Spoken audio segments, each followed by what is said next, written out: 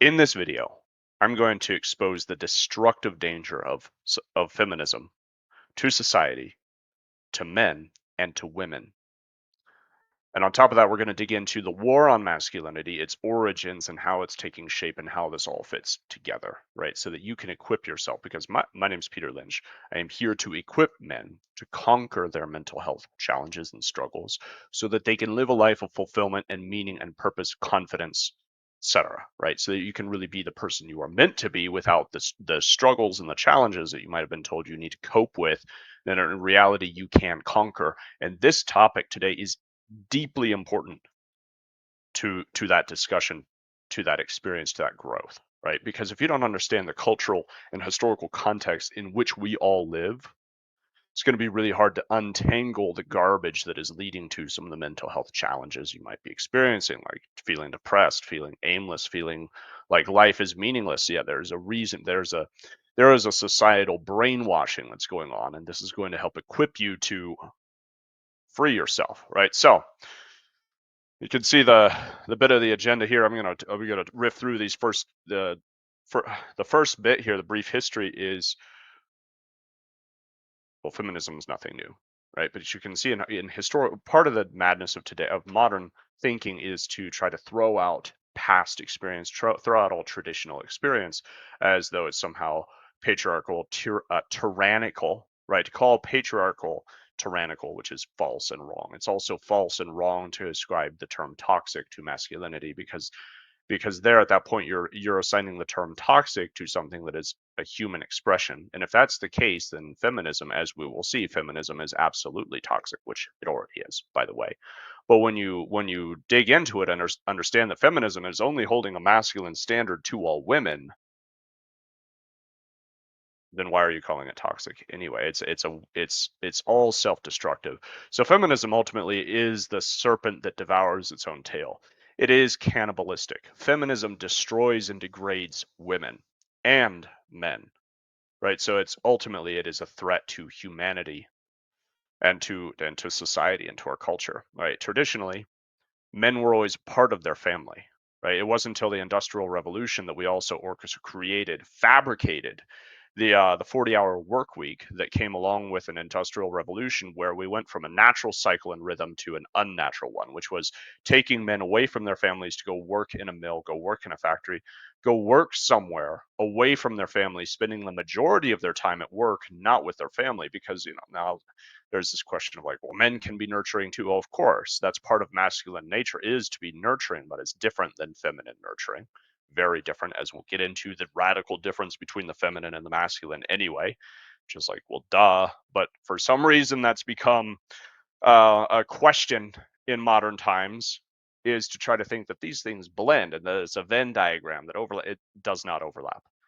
Okay? There, but because it's really important and critical for the raising of healthy children, right? The next generation of humans.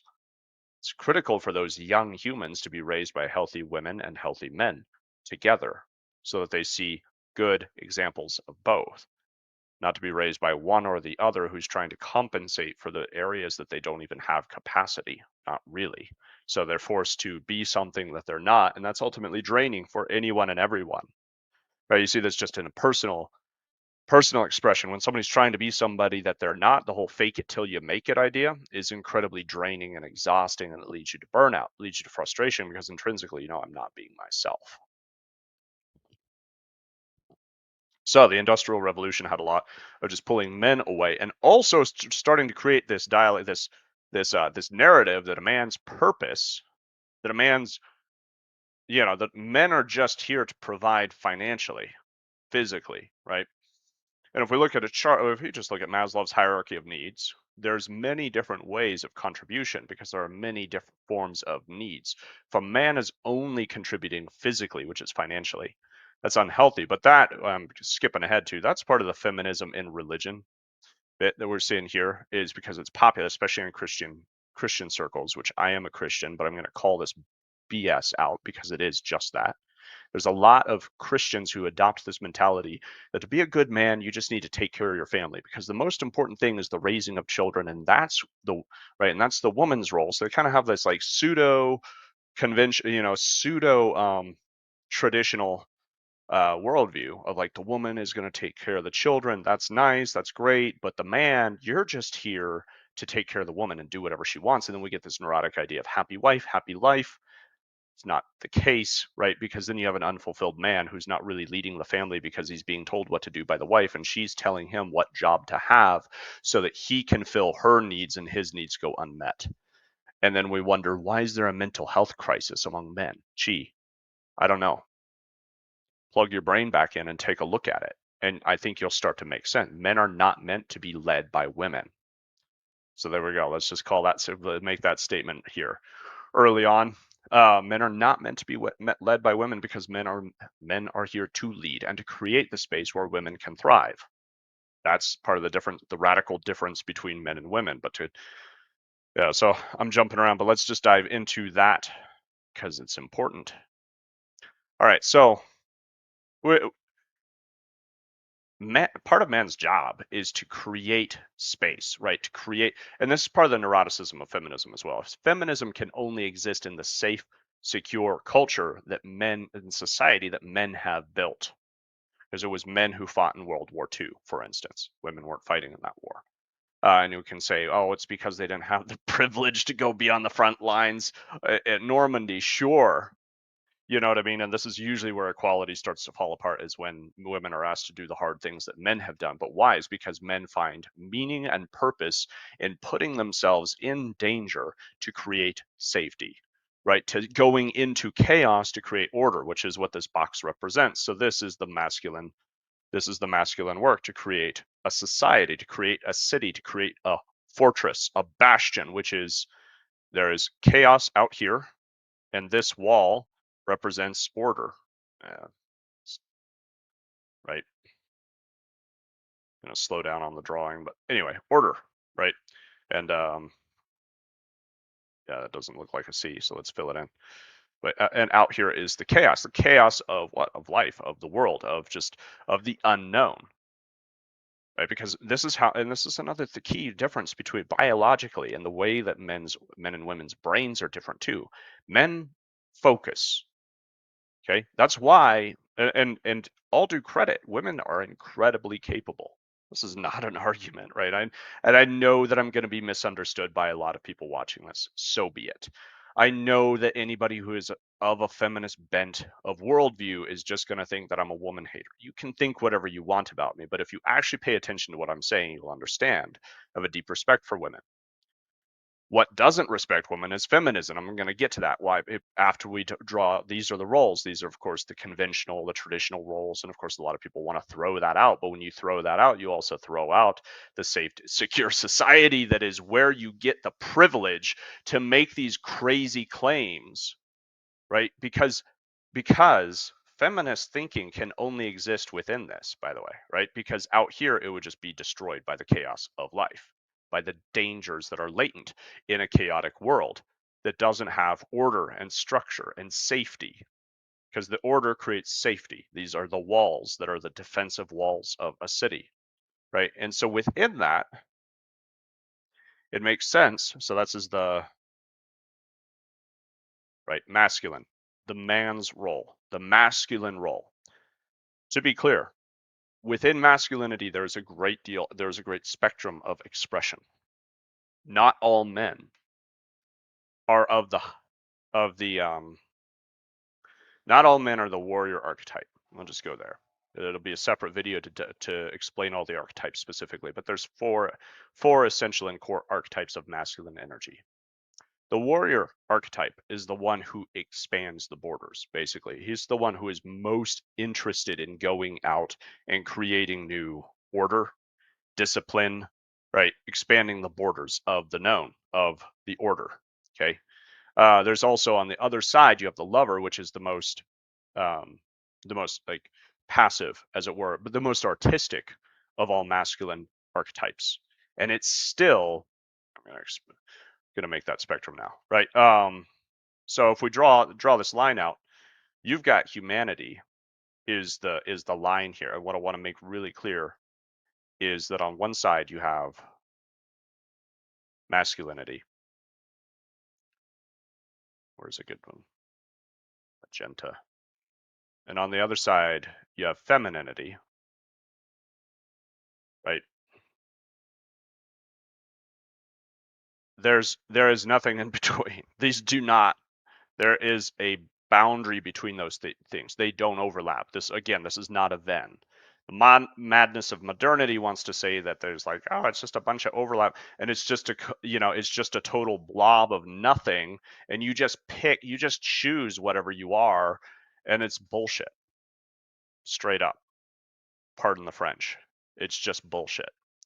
It's madness. It's confusing. It degrades people, because then all we're doing is setting people up with this complex of like, well, we're not supporting people and encouraging people to be who they are, because then they're thrown into this vacuum of who am I? Well, maybe I'm that, and then of course modern therapy doesn't help, because all it does is reinforce whatever you happen to be thinking right now that's usually problematic, instead of challenge it. This is the problem with therapy: is therapy can no longer challenge you on your current identity, which is the whole point of growth. Your current identity is the enemy of your next level identity. Good is the enemy of great. If you want to grow, you have to challenge your current identity so that you can step into a new one. Otherwise, you'll stay stuck. So if you have somebody who's just encouraging your current identity, they are encouraging you to stay stuck. Thus, the problem with a lot of modern thinking, especially when it comes to mental health, and why it's a load of bullshit and people aren't moving forward. It's because they're staying stuck, circling in the problem. And again, you can't treat the issue like the mental health crisis for men hasn't grown in a vacuum, right? What I'm getting at is this is the culture and historical trend, the situation, the context in which we live as modern men. We have to understand, first of all, who the hell are we? And then secondly, what are we up against? So men create order, and women live within that order, because men are the embodiment of order and women are the embodiment of chaos. Once again, so you have order and you have chaos. Chaos should not be perceived as something evil or bad, because the chaos, understand this, within the order, if there was no chaos, everything would become so rigid it would be dead, right? Lao Tzu has a beautiful quote on that. When things are young, they are green, they are supple, they are full of life. They're supple, which means they move, they bend. But when they become old and close to death, they become brittle and stiff. Too much order is unhealthy. It doesn't mean that order is unhealthy. It's the same with chaos. Too much chaos, and it's insanity. Go look at what happened in Seattle, right? You don't want that. You don't want a country that plunges into chaos. So the chaos and the order, it's the yin and the yang. They do have, there's a balance there, and each should be informing the other, so that you have, in healthy societies, there's always a spiral. There's always a spiral. In healthy societies, that spiral is going upward, because chaos and order are communicating. This boundary is malleable. They communicate with each other. They inform each other. They uplift each other. They support each other, right? Because the order is never to suppress women and keep them inside a box.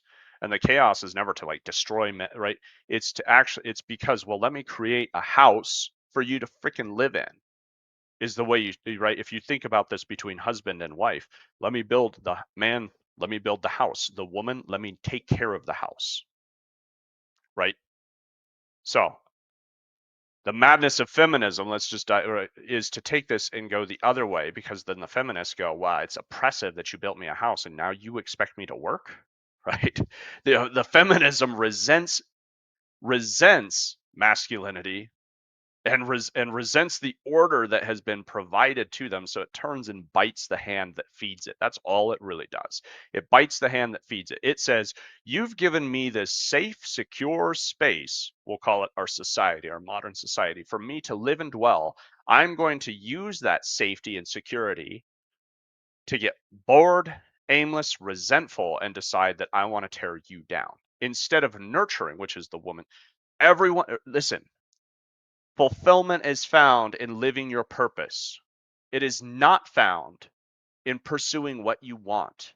It's not found in getting what you want. It's not found if you chase what makes you happy, you will be miserable.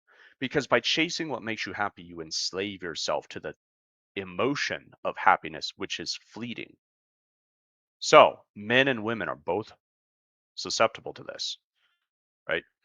Um, Men in lots of ways.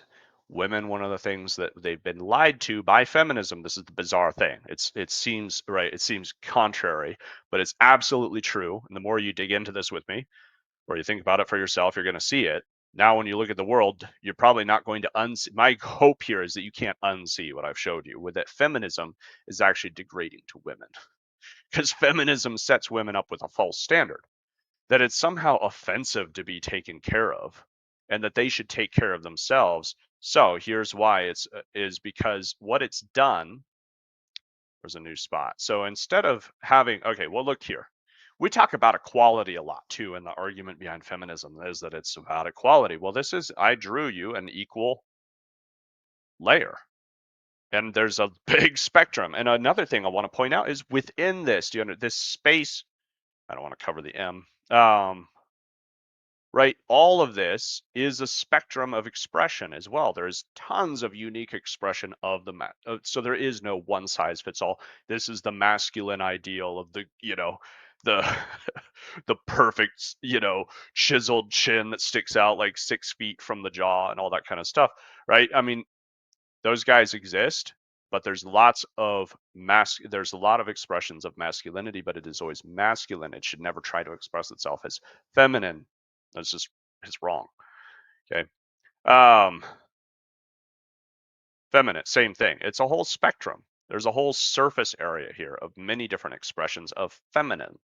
And so you can have more, even what's called like masculine girls and feminine guys, right? Which is kind of the surface level to put it. But there's like, how do you put it? I mean, some girls are going to be stronger and more direct. For instance, my daughter is actually one of these. She's very similar to me, but she's clearly a girl.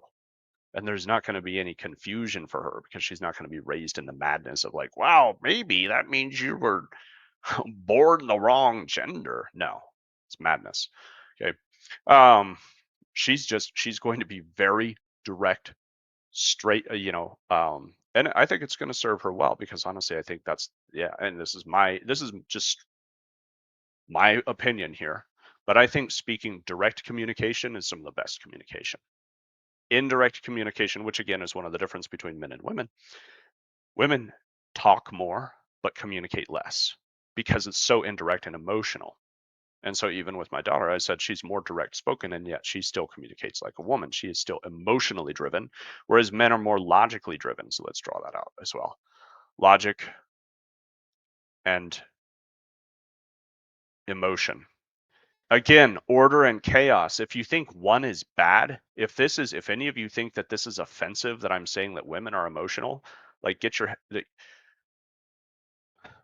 then what you're saying is that there's something wrong with emotion, as though it's offensive to say that a women are emotionally driven. Well, what's wrong with that? There's nothing wrong with it. It just needs to be in its proper space, right? This is why what's more scary, a male bear or a female bear, right? Everybody knows, hopefully, that a female bear is far more terrifying, the mother bear specifically. Why? Because there is no, okay, this is enough. There is none, because she is purely driven by emotion. As soon as she senses threat to her cubs, she will not stop until that threat is eliminated. So they're terrifying because it's this massive ball of muscle and teeth and claws that's going to just attack you until you don't breathe anymore because you were a threat to her cubs. Were you really? Probably not. You just happened to walk too close. You can't reason with them. That's why they don't hold the line, right?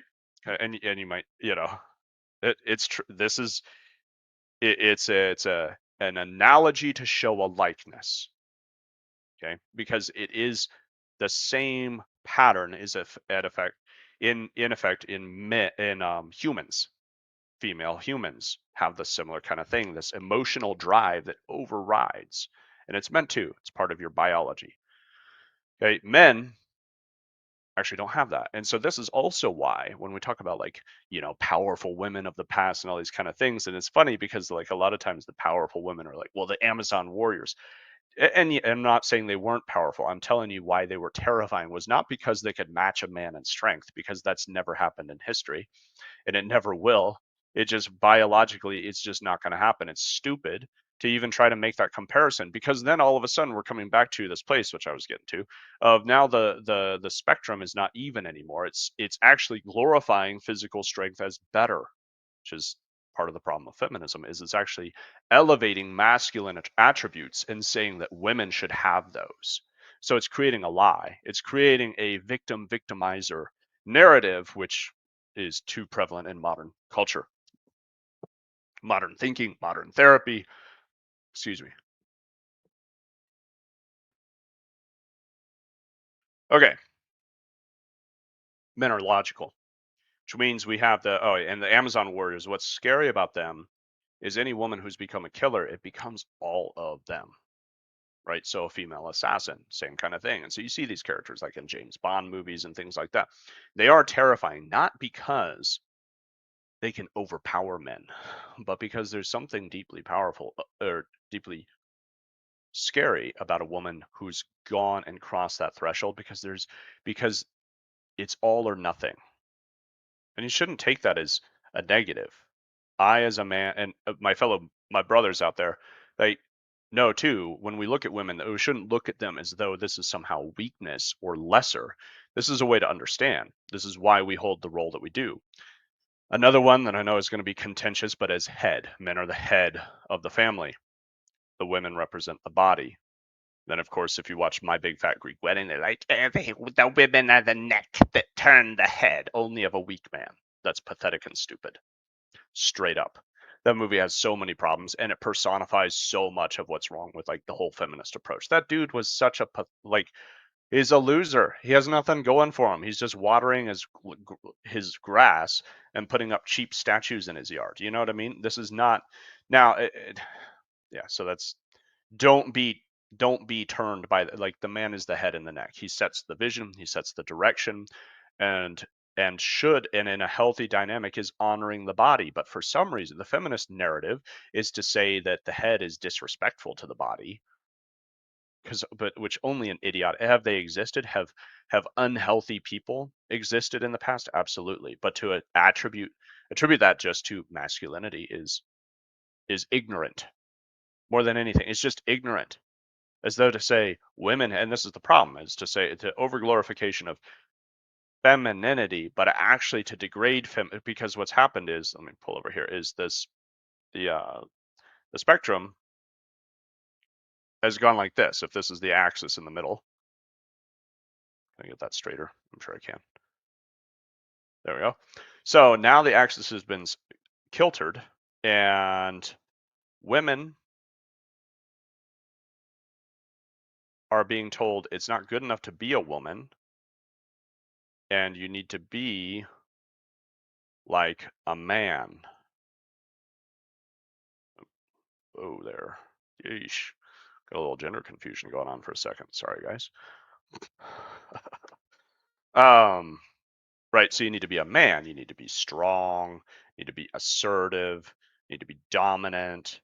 Because why? Because men can't be trusted with this. So at the same time, men are being told they need to be like women, but not even like women. It's just more like, nah, you need to just be shit on and be weak, passive, right? And step aside. This is my favorite quote unquote. No, I despise this narrative of like stepping aside to make way for women because the future is female, and so you men need to step aside. No, we don't.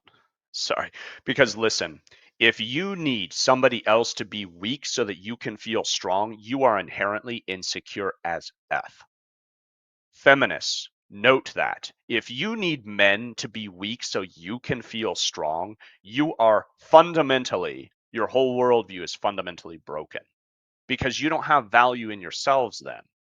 You only have value in competing with men in the masculine game. That's the problem with feminism. So That's feminism for you.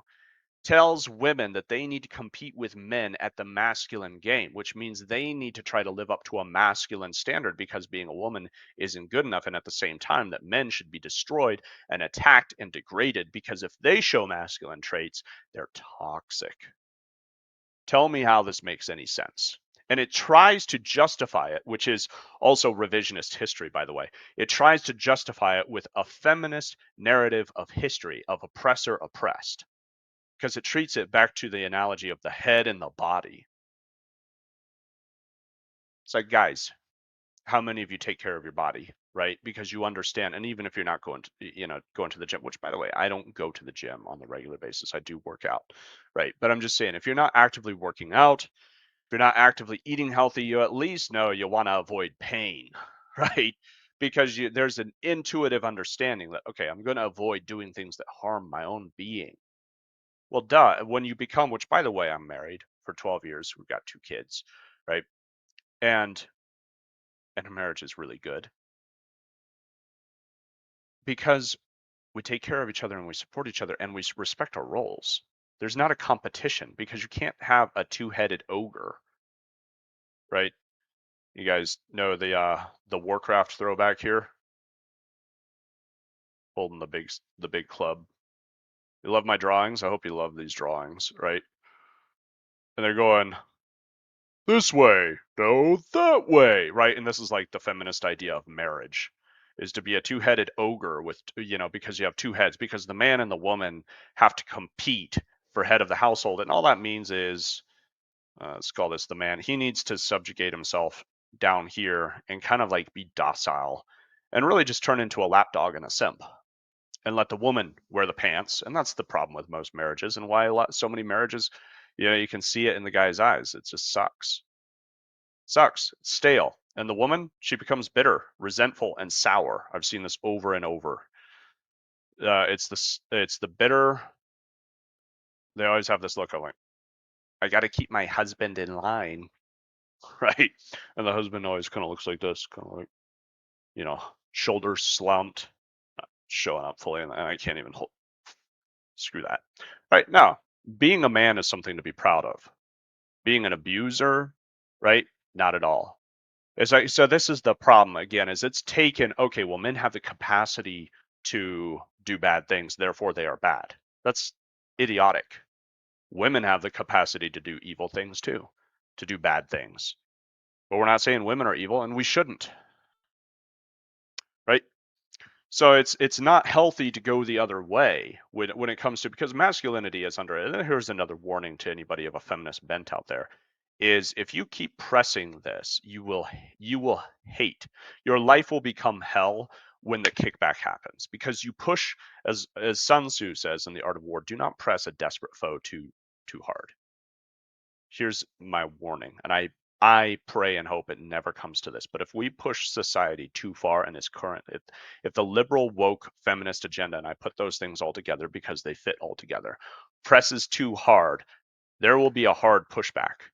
And the society that has created the safety, the security, and the peace that we've enjoyed, some of the best 100 years in all of history, that modern people don't appreciate, and they want to find something to bitch and complain about, so they create a abuser, abused, tyrant, tyrannized narrative for history, and all this stuff, and it's nonsense. It only makes sense if men were intrinsically bad, then it would make sense. Then no, you should never trust any man, and being submissive would be incredibly dangerous and harmful to you if men were intrinsically bad. If masculinity was intrinsically toxic, you would have a problem.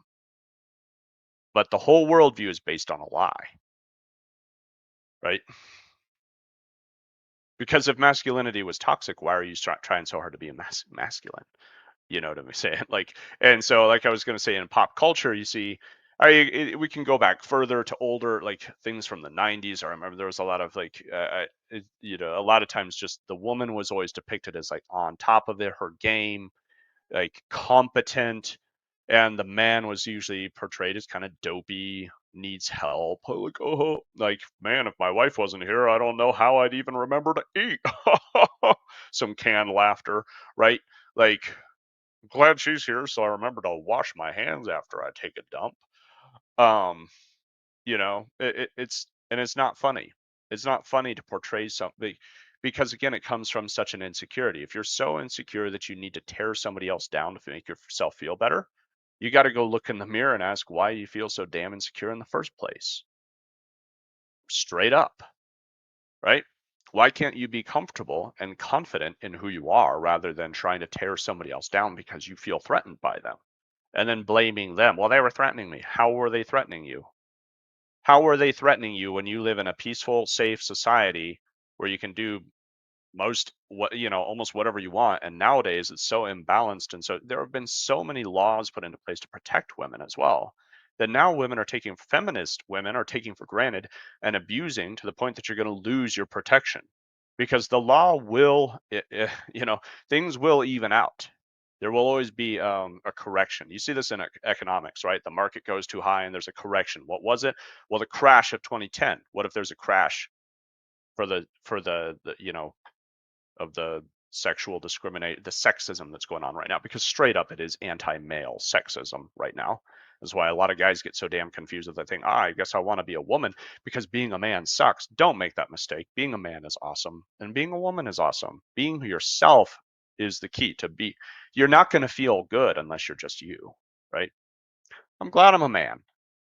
Not because I disrespect women, but it's just because I'm glad to be me. And my hope for you, whoever you are, man or a woman watching this, is that you can find the same just peace and confidence within yourself. That you can just feel like, man, I'm glad to be me because it's good to be me. And I don't need to try to be somebody else. You know what I'm saying? I don't need to try to, I don't, it's this, again, this is as stupid as saying that, like, I'm like, I want to feel good at golf.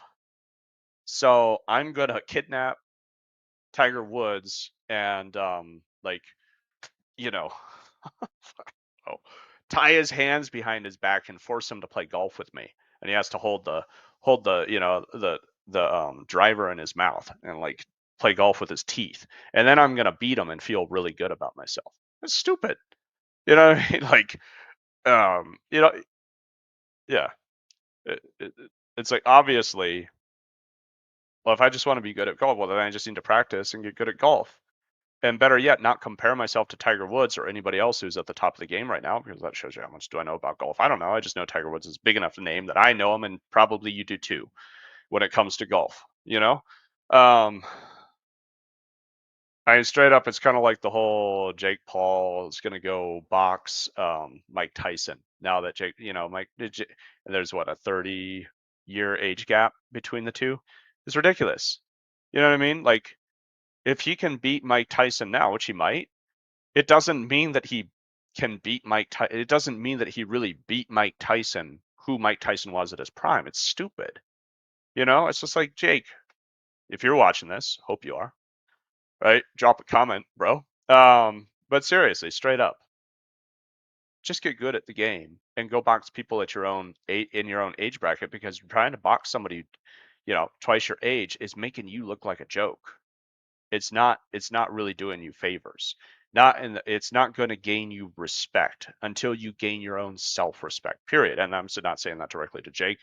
I am, if but I'm speaking to all of us, myself included. This is the continuous journey. You want respect? Respect yourself. If you need respect from somebody else to feel good about yourself, there's a problem. There's the problem. And now you know what to do. Fix that, right? Don't go trying to tear those other people down and make them respect you. It's nonsense. It's just madness, modern madness. Okay, so yeah, have I covered my points? Somewhat, somewhat, right? I told you, yeah. I mean, so this again, this is my main warning. Feminism is destructive because once you destroy men, they will no longer listen. And I'm speaking as a man. This is the hard truth. There are plenty of men out there who will never treat you as good as you are being treated in the society that you have right now. And if you tear the society down by weakening the men who are there to protect you, you will end up in a terrible situation where then you are oppressed by men who are happy to use their dominant power to oppress you and then to possibly to abuse you. And then Stockholm syndrome comes back in, because here's the other thing that women want. So men, pay attention, right? When it comes to dating and being in a good relationship, women say, right, this is a big mistake that men are making, is degrading themselves, thinking somehow, oh, I'll get the approval. Let's make a, what's the color of approval, friends? Let's see. Let's say green. I'll get women's approval if I drop myself down here, right? So really, if I take myself down here, somehow I receive women's approval, and therefore, but really what happened is now you're friend zoned. You're a lapdog, and they might say, oh, that's cute because they look down to you. Here's the key. Women, um, women need to respect their man. Women need to respect their man, and they're not going to respect a man who's weaker than them. So the madness of women being the same. So this is the thing. Equality does not mean the same. It'll be nonsense. It's madness to think that equality somehow means the same. That's what I'm getting at.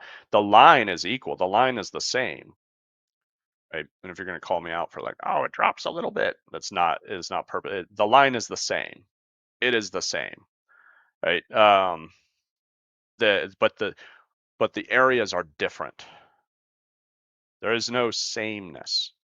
The line is equal, but the energy is different because the roles are different. And if you try to throw the conventional roles out the window, what you do is you destroy society from the inside, which, by the way, is always, when you look at history, which too many people don't, and thus history repeats itself. But every great empire, right, from any military point of view, there are how many angles of attack, right? North, south, is this east, west, right? But the most dangerous is from within. If you want a society to collapse, you let it collapse from within. And then, this is exactly what happened with Rome. Rome fell apart from inside. Right? And here's the warning: is it exhibited all the same kind of traits and tendencies as now political corruption, right? Gender, obsession with the confusion, and a ton of hypersexuality, and what would you say, like sexual liberality, right? So no longer was sex understood to be something that was between two committed people, but it's right. I was like, let's throw it out there and have as much of it as we want. It was really an obsession with what will bring us pleasure and happiness.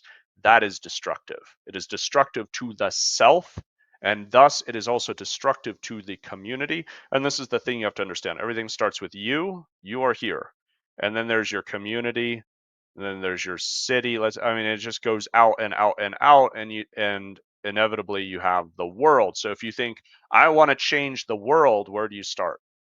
I mean, right? If you start out here, you're never going to get anywhere. But when you start in here with you, that's where you make real change. When you change, when you stop seeking pleasure, happiness, and you start looking for, how can I serve others, because that's going to make me a better man, uplift me, and then I'm going to lift up my family, my community, and possibly, depending on who you are and what kind of impact you make in the world, you might go all the way out to the world level. But it starts from within and goes out, and thus is always the case. If you want to see change in the world, you start within. If you blame the world, you are a victim. Flip that narrative, flip that script. So here you had society that was going crazy with pleasure and pursuit of happiness in that very unhealthy way. Right? What makes me happy? I'm just going to do more of that. Well, it makes you weak, and so society started to fall apart from the inside. And then who came along was the barbarians, the Visigoths. The Visigoths came in and raped and pillaged, and then who was, I mean, the Huns came in. You know, I mean, society collapsed in the West, by the way, which is interesting because the Byzantine Empire, which was, you know, a lot of people are so confused about, and they think it was a shadow of Rome. It was the new Rome, and it actually continued on for uh, several hundred more years and had like some of the greatest mathematical discoveries, etc.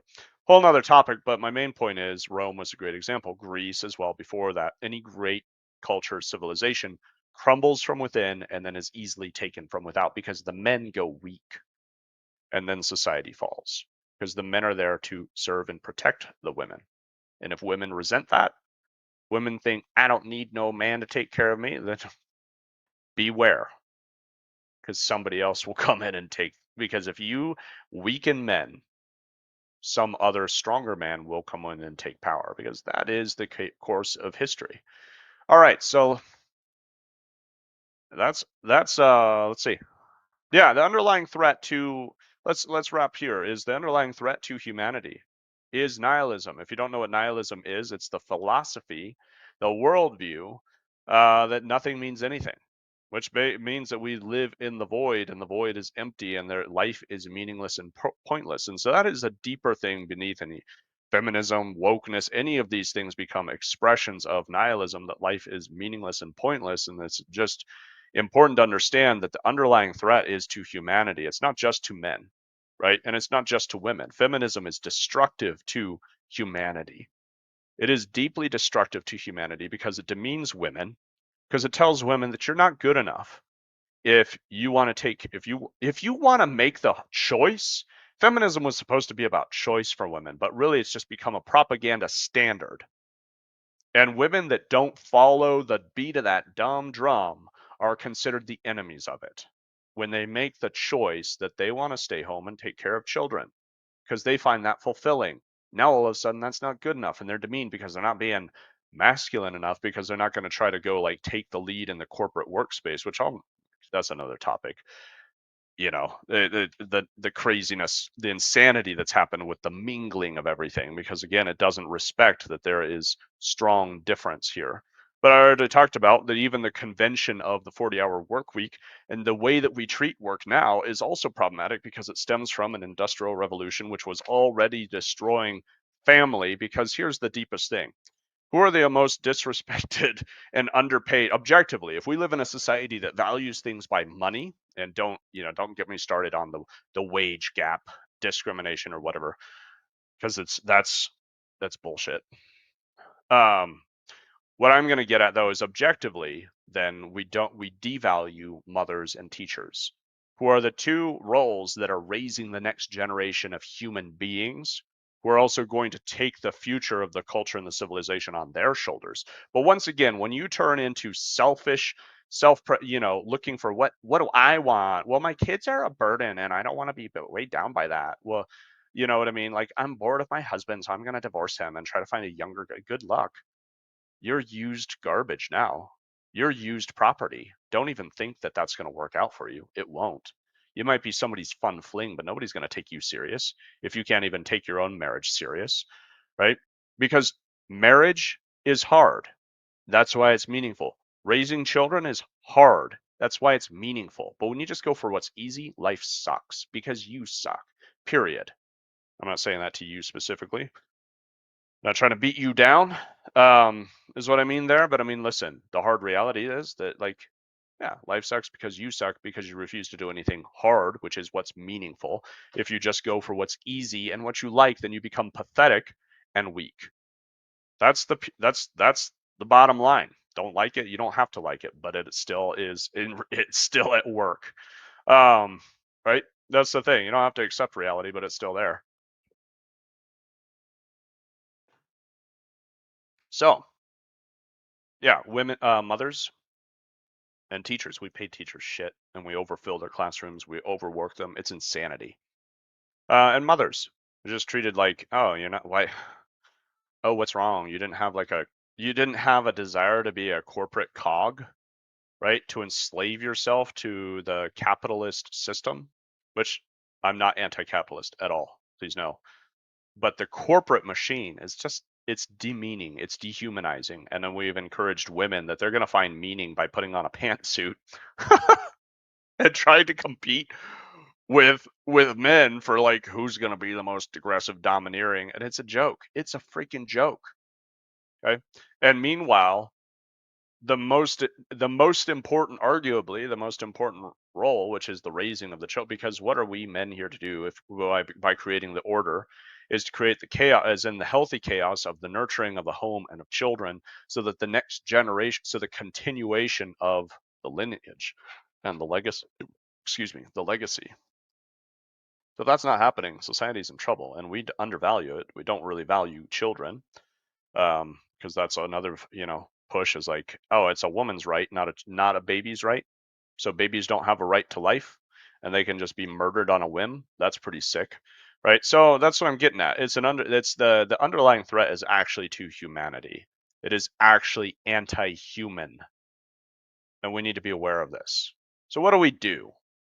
Because I don't want to paint all this picture and just depress you, because I mean that would be very counterproductive, right? But you have to like gird your loins, as it says, as a man, right? Gird your loins, because what that means is you're dealing with real shit. You're dealing with hard things, and we've got to step up to the challenge. If we don't step up, who will? Right? And that's the Dragon Slayer mythos. Is the story of there's always somebody who chooses, I'd rather die fighting the dragon than live as a coward. Once we men accept that death is inevitable, life becomes freeing and empowering. But if we live our life afraid of death, then we are ruled by it and become weak and pathetic. So embrace that death is inevitable. Your question is, how will you meet it? And I'm not, and obviously this isn't about going and starting a fight or a war or anything like that. It's just quite simply recognizing, when you recognize how healthy humans operate, healthy societies are built on healthy humans, then your job, what do we do? What do you do? If you are a man watching this, then subscribe. Because I'm going to be giving you a lot more content about how to be a better man, right? Pragmatically, practically, and mystically, all of it interweaving, because this is my work, right? In the West, we've lost the ability to initiate men from boys into manhood. Women don't raise men, they raise boys. This is another problem with overvaluing women and trying to elevate them and remove men from society and put them on the back burner and tell them they're outdated and not needed anymore, is then you don't have men anymore. And that's cultural, and that goes back several generations, by the way. So even like these great generations, they didn't know how to initiate boys into manhood. They defaulted, they sleepwalked their way through, and then they looked at the younger generations and said, "What's wrong with you? It's not okay." Right? But what do we do? What do you do if you're a man watching? Well, the most important thing is to look at what is going to give me meaning in my life, and what that is going to be more accurately. The question is, what is the meaningful struggle I can engage with? That's what to do. Look for what is the meaningful struggle I can take on my shoulders and involve myself with. And that's what's going to give you fulfillment and meaning. And what you can do is by making yourself a better man, you are going to contribute to the society becoming better and healthier. And if you're looking for a life, or if you are married already, either way, you're going to gain self-respect. You're going to understand your own capacity, and you're going to make yourself dangerous in that healthy way, which every man should be. Because part of the problem with feminism as well is because by trying to put men down in this little weak box down here, they've also tried to defang, detooth, and snip the balls and say, be a safe guy. Well, once you're safe, you're harmless. Don't be harmless. Find your teeth. Understand that you have them and that they're there, and they're there for a reason, which is to hold the order. You should be dangerous, and a mature man is dangerous and knows how to control it, how to contain it. Just as a samurai, one of the greatest, most dangerous men you could have in a room, and then he's not a threat to anybody because he's there to protect the order. But a fool with a knife is a threat to everyone, including himself. So elevate yourself by doing inner work, and by looking to what is the external work that I can commit to actually raise myself up by raising others up. That's our at an archetypal level, that's our role as men. Women, if you're watching this, what you can do is start to deprogram yourself from the feminism that is prevalent in our culture and start to question, in what way am I being a feminist? In what way am I looking down at men? In what way am I trying to compete with men? And just start to question it. That's really one of the best things you can do, is just start to question this. Then you'll start to find the answers within yourself. And you'll probably feel a lot more at peace. And also, if you're married, don't try to run your husband, because you'll just lose all your respect for him. And then once you've lost respect for him, the marriage is basically, you're not it's not over. I know plenty of people that they don't get divorced, but they're not, there's no spark, there's no passion, there's no pleasure, right? So if you actually want a good marriage, follow your man. And if you think he's doing it wrong, follow your man. I know it sounds crazy, but it's still better to have one head than two heads fighting. It is. Um, and you can always voice your concerns, but don't try to override and tell him what to do. Don't be controlling. That's the threat, right? Because then you don't have a man. You have a lapdog. You have a puppet, and you won't respect him. It's better to have respect than to have control. And it's one of the drives, is because women are chaos and women are emotionally driven. They want control. They want to feel in control. And so a lot of times women will push against men to see if they're strong enough to provide them with that sense of security. And if they're not, they'll override. So anyway, topic for another day. That's it for here. Love to hear your thoughts in the comments, and definitely subscribe. It's going to help me as a renewing, like, new channel essentially. But just spread this message, right? It's time to spread the voice of truth and sanity in an age of madness and insanity, right? Because what we're really here to do is to uplift both men and women. What I'm here to do. And if you're with me, join me, subscribe, right? Leave a note, leave a comment.